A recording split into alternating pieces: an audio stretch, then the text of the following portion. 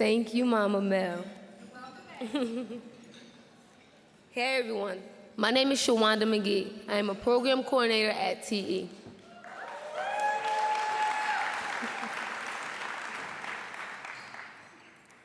I am a product of my community. I grew up on the southwest side of Rochester, where I learned my most valuable lessons of life. All the lessons an education system couldn't give me. Growing up in my neighborhood, there was a Janie grocery and Miss Emma's corner store. They taught me that Black entrepreneurship is a thing.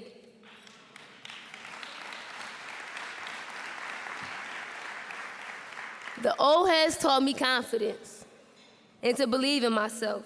It wasn't a day that went by that they wouldn't remind me of how beautiful I am and that I'm gonna make it.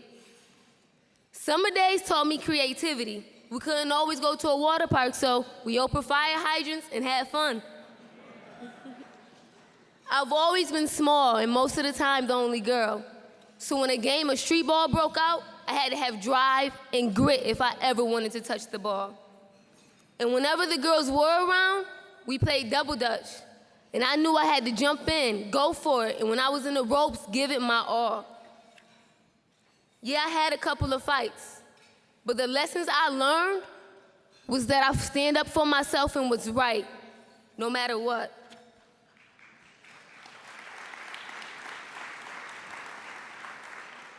My brother gave me landscaping skills. He believed no matter our zip code, our yard should be beautiful and safe to play in.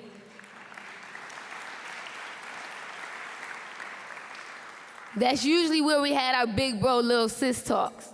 They were more like, respect yourself, boys are stupid, they don't deserve you type of talks. Mr. Willie Lightfoot Sr. taught me about death. He taught me that just because your body passes away, your memories, your lessons do not go with you. Make sure the world know you were here. I learned the most watching my mother. Miss Brown, that's what everyone calls her. Miss Brown has never abandoned our neighborhood. She lives, eats, sleeps, works in that very same neighborhood. I've watched my mother bring kids home, feed them, clothe them, do their hair, whatever she could. I've watched her take food out of our freezer and feed our neighbors. And our neighbors fed us when my mom worked late. I've seen my mother give her last and always treat people with respect, no matter their lifestyle. She taught me that you always respect people and never, ever forget where you come from. This neighborhood is your home. You take care of it.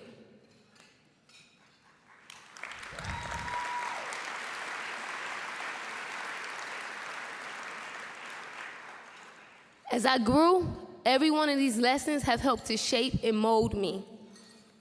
The Southwest neighborhood put me here today. I work, live, and love that very same neighborhood. But my work, the youth work, TE's work, is bigger than just that neighborhood. Our work is necessary for the entire Rochester community.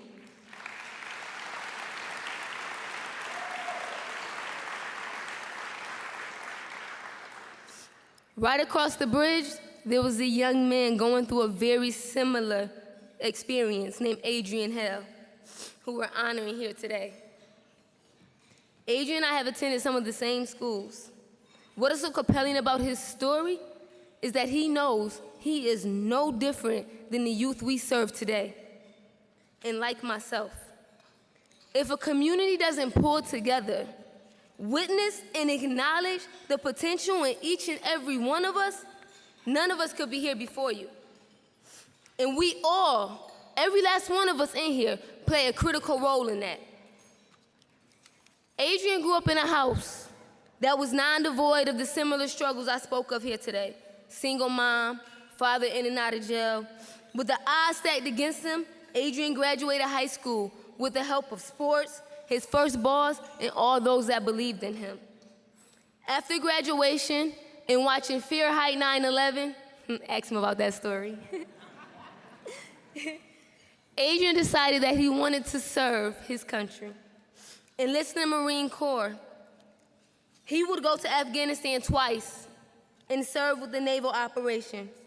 It was during Adrian's time in the Marine Corps that he realized the military didn't make him, and instead it gave him experiences and opportunities to understand and discover who he really was.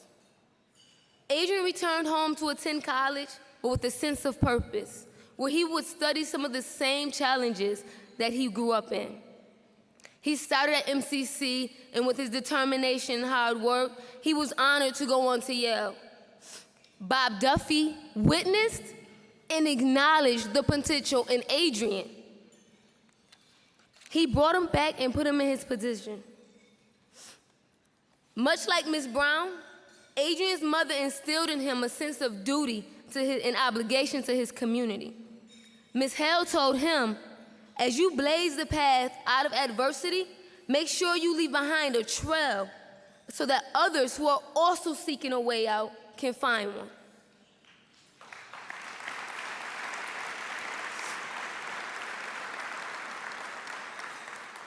As Adrian utilizes his platform to blaze the path, he has done tremendous amount of community work. Just to name a few, Adrian has partnered with pencils and paper to collect supplies for Rochester students in need. He has adopted School 57 to provide winter apparel for students. Adrian connected with Food Link to set up a forklift training program.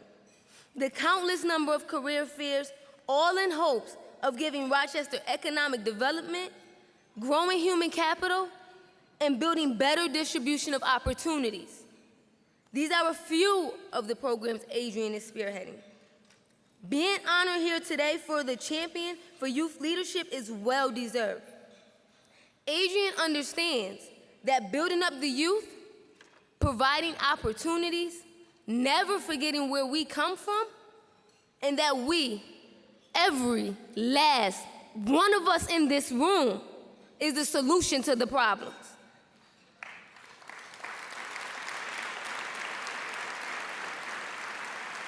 Ladies and gentlemen, please stand and help me honor Adrian Hale.